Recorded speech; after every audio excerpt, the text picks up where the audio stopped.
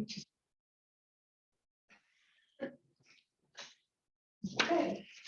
Hi, welcome to Grouse Creek Branch.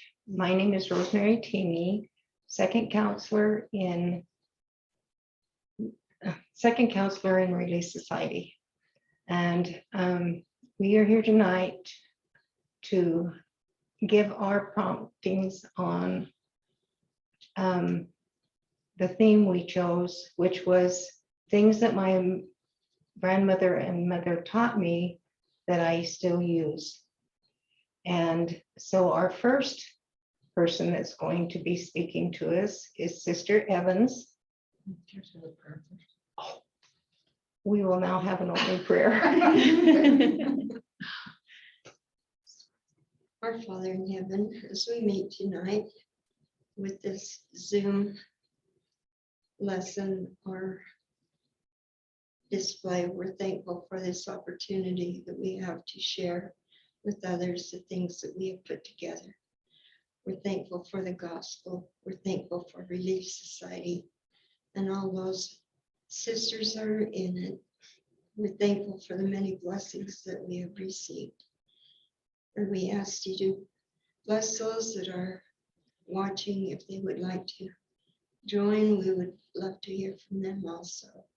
We're thankful for this opportunity, and we say this in the name of Jesus Christ. Amen. Amen. Thank you, Norma Jane. Debbie, would you like to present your? I will, yeah. I have never presented on Zoom before, so this is all new. But when the topic of what I learned from my grandmother and my mother, and what I still use today, my grandmother lived in Grouse Creek. My mother grew up in Grouse Creek and then moved away. But one of the talents that they had was to quilt. And they passed on to me the love of sitting down and creating, and this is my creative outlet is to quilt. I don't quilt, I know how to, but it takes too long for me, so I tie quilts.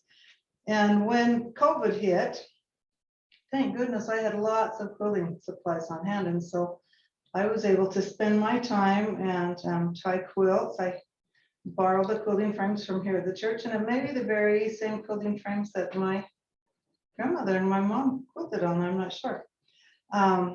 But because of all the time that I had for COVID, I came home from work one Friday expecting to go back to work next Monday, but it was months before I went back to work, so I had a lot of time. I tied a lot of quilts, and I was able to, the best part is I was able to share. I have 22 grandchildren, 5 children, and they all got a quilt for Christmas. Plus, I was able to share with some other people too.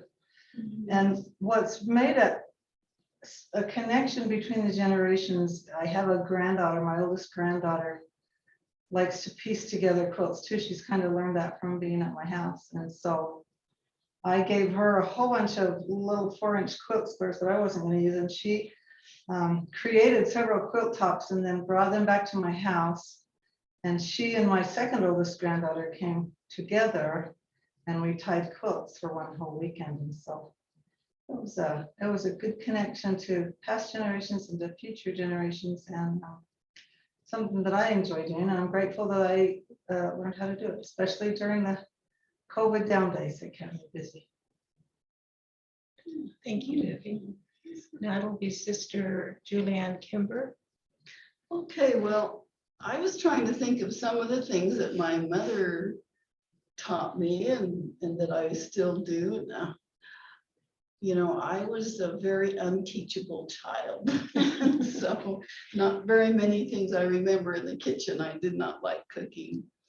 But I remember how she showed me to fold sheets and towels and things like that. But I got to thinking about my grandmothers, and both of them are artists. And so I am too. And so that's something that came down through the line. Neither of my parents are artists. They have talents in different areas, but the artistic talent came down to several of their children. So I've made a little PowerPoint thing. I don't know, Julie, you can get that up and I can talk a little bit about that and show you about my wonderful grandmas on both sides.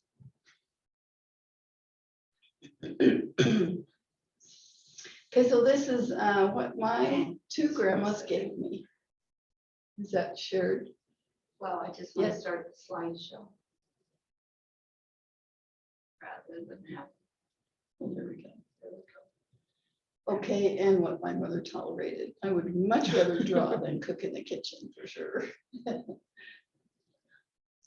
So this is my mother's mother, Myrtle Gertrude Barton picture. And she was such a gentle person as I remember her, and had a queenly manner about her. But she was a great artist, but she didn't really pursue it. But one of the things that we have from her is a painting she did when she was in her early 20s, I think it was. You could show that, Julie.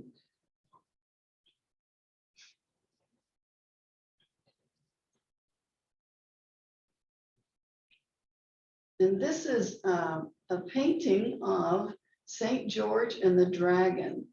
And she saw a little tiny drawing of that in one of the Relief Society magazines they had back in the early 1900s. And she decided she wanted to paint it to help the youth. And if it's okay, I'm just read a little bit about what that painting is about. My cousin sent this to me so I could show it. And she also sent me the meanings of some of what's on it. I can get this big enough. So she painted this in about between 1903 and 1905. Stay big. And it was for the youth. And it's, let's see, there's the angel Moroni on the helmet and the Salt Lake Temple on the breastplate in the shield. And there's many other symbols like the all-seeing eye of God, and the youth of righteousness is who is sitting on the horse, determined to ward off the temptations of Lucifer, who is the dragon below. So I remember seeing that painting and thinking a lot about it, and being scared of that dragon down in the pit. So that was something that she kept for a long time. Okay, next slide. This is another painting I have hanging in my home, and it's also behind me. I think it's a colored pencil drawing that she did. A beautiful girl, and I don't know anything about the history of it, but I thought it was very beautifully done. I love the feel of that virtuous young woman standing there. Her favorite thing to do was paint teacups, and this is one of them that I have, that I inherited. And she would put flowers and birds and beautiful things on them, and they're all glazed and just really gorgeous. I don't know how she did it. I really don't. That's one thing I never tried. This is my other grandma, Margarita Bentley Skousen, and that's my father's mother. Both of my grandmas are California people. And she was also an artist. She did a lot more painting than my other grandma. And all of us have paintings in our homes that she did. So I inherited one of the paintings when she passed away because it was unfinished. And the family asked me to complete it. And she's been dead for like 20 or 30 years. I don't know, 40 years. It's been many years since then, and I might get to it someday. But see the pink down in the one corner there, we think it was supposed to be a rock. And so I've been trying to find a similar picture to copy so that I could finish that. So it's about 48 inches by 36 inches, quite a large painting. And it sits in my office waiting to do. But I think of her every time I look at it. I think of my grandma Skousen. What a great person she was. So my own parents were not artists, but several of our siblings, as I said, are. And here's some of the things that I've done that my grandmothers passed on to me that I enjoy now. There's just some samples of the things that I painted, and I don't want this to be a brag fest or anything. Just think of my grandma passing on this talent. My daddy said one time, you know, there are two people who don't have rewards in heaven. That's teachers and artists, because in this life they get their reward of praise and flattery. So I have no rewards in heaven. Like people, Like a little couple on the rail.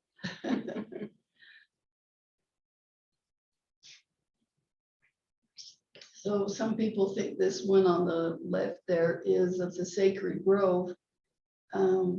And it's not, but it kind of has that feel. It's just, I just copied it from, it was a couple of years ago I did that one. Each one of these has a history. Some of them I don't have anymore. They were done for other people. That's why we need to write things down. Yes, and that's what's important, you know, why did I do this painting and what's it all about? And I wish I had that information on my grandma's paintings.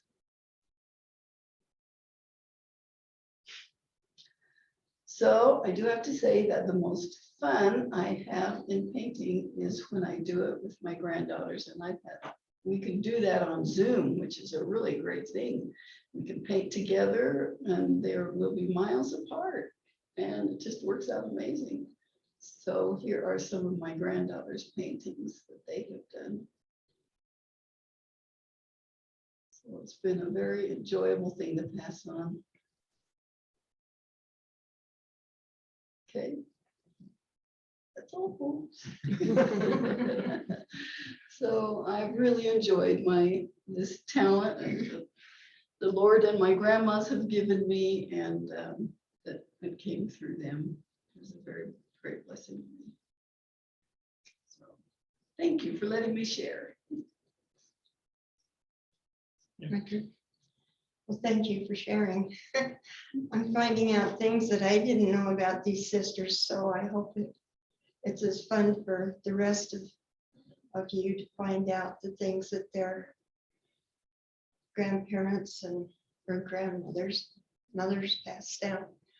I thought a lot about this, and my mom and I were very close. She taught me everything that I probably know about housekeeping and planting gardens and sewing and baking. I used to help her in the garden. I helped her with the canning and learned how to can. And I just don't know. There wasn't one thing I could just pinpoint that my mother taught me, but she taught me how to sew on one of the old treadle machines. And you have to be pretty good to do that because your feet are going like this and your hands are going like this. But that's how I learned to sew, and it helped me a lot with my young family. I sewed a lot of their clothes, and I'm thankful to know the things I do about preserving food. And she taught me quilting and sewing and just everything that a mom could. We lived in Grouse Creek, so my grandma Kimber had passed away, but my grandma Hatfield, she lived in Logan, and when I was a kid, that was like, she lived in Timbuktu. You just didn't drive to Logan every day, but she always had a quilt on too, and she taught me how to really quilt the find stuff, and that's about all I can think of. That I'm just thankful for the things they taught me, helped me with my life. That's it. If you'd like. Yes. So I am Elizabeth Kelly. I'm new to Grouse Creek about 2 weeks. So one of the things that I cherish the most from my mother, because she's passed away now, is that she made us well, not all of the kids. I'm number 8 of 10 kids. And youngest girl, so the most spoiled and definitely the favorite child. But she, at the beginning of the younger kids' lives, made each of us a journal and wrote it in our person. So I have all these memories of myself and what I did when I was little, even like when I was 5, 6 months old. One of the first entries is, Let's hold that up again. I'm gonna zoom up with the camera so that we can see oh, I wanted to see your little scribble. so there's just little scribbles. Wait a minute. Stop the share. Stop the share, I thought.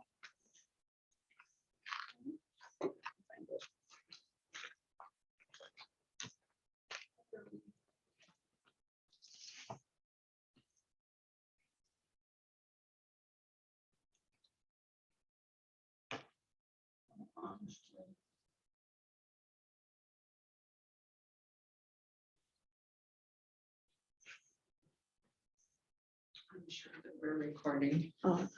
I can't see what we're showing on there.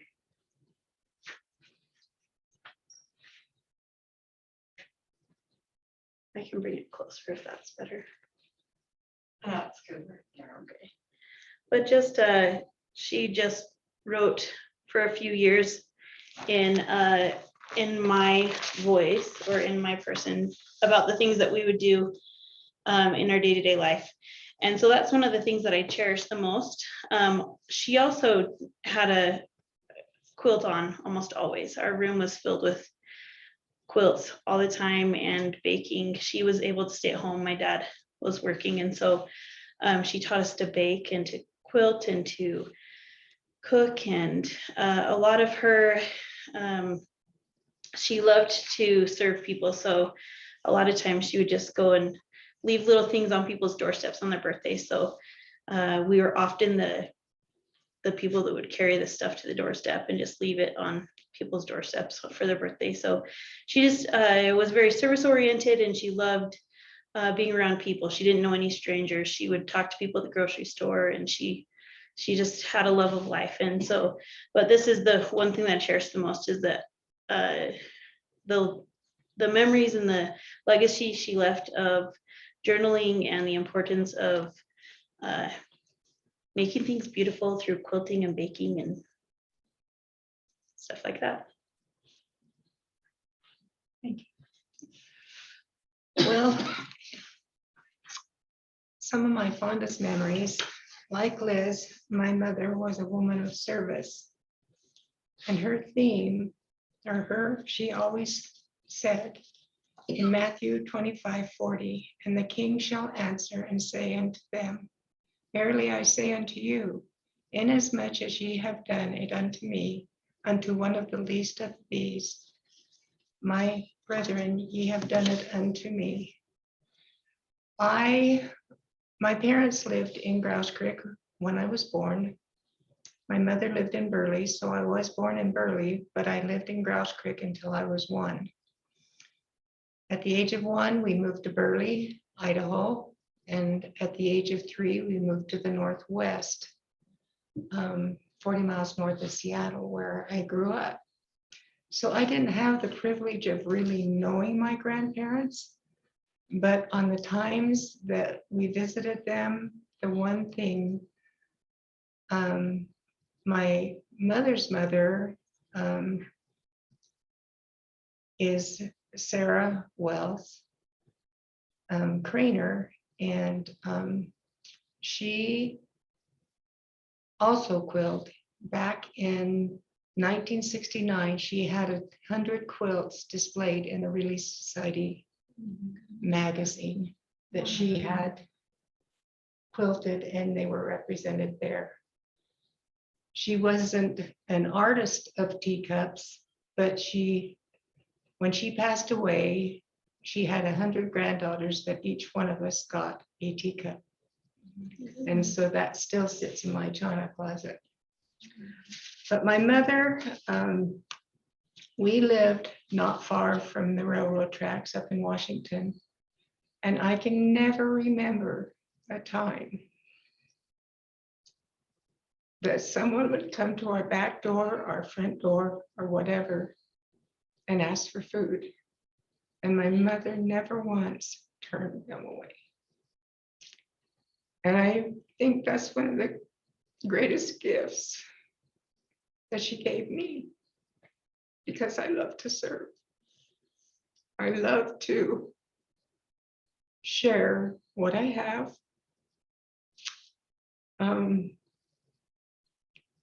But that's just one of the gifts that she gave me. She also taught me about cleaning, ironing, sewing. This is her button bottle. Well, it's not hers. It's one that I grew up with. And it's about half the number of buttons when I was a child. But I can remember from the age of 4 or 5, we would spread these buttons out. She wouldn't let us throw them on the floor. But we put them in a pan of some kind, and we would get to play with these buttons for hours on end. I can also remember that one of her cleaning methods of the floor was she would wax the floor and then would put socks on and ski across the floor until the floor was waxed. But she also taught me to sew, to iron, and I still enjoy sewing and ironing to this day. It's kind of a lost art. This is a kind of like one of the jars that she used to darn socks on. And Liz and I were talking just before, and I said, "Do you darn socks?" And she said, "No." I said, "I'm one of 10 kids, and by the time I came along, we just threw them away." And I think that's the way I throw them away too. I don't darn socks anymore because it's not comfortable on your foot, for one thing. But I guess my mother, she was custodial supervisor at the Mission Training Center in Provo when it was down in the old Mandonite building. And she, after 30 years, she retired as that superintendent. And she just taught me to be aware of the things. Some of my favorite things is to wash windows, clean refrigerators, and mop floors. And I still mop floors on my knees when my knees will let me, because I can get down into the little nooks and crannies. But I wish I would have had more opportunity to know of my grandparents. But what I do remember, they were a great legacy to me. And I'm just grateful to be back in Grouse Creek, because my husband and I retired here. I think he says it's 12 years ago, but I don't think it's quite that long. But anyway, that's what I have to share. Thank you all. I apologize to those of you who didn't get to join the meeting because of the link that I sent, but we appreciate you all attending, and we hope you have enjoyed our presentation and that you will have some memories triggered and that you will write things down. So I'm going to stop the recording now. Right. Maybe.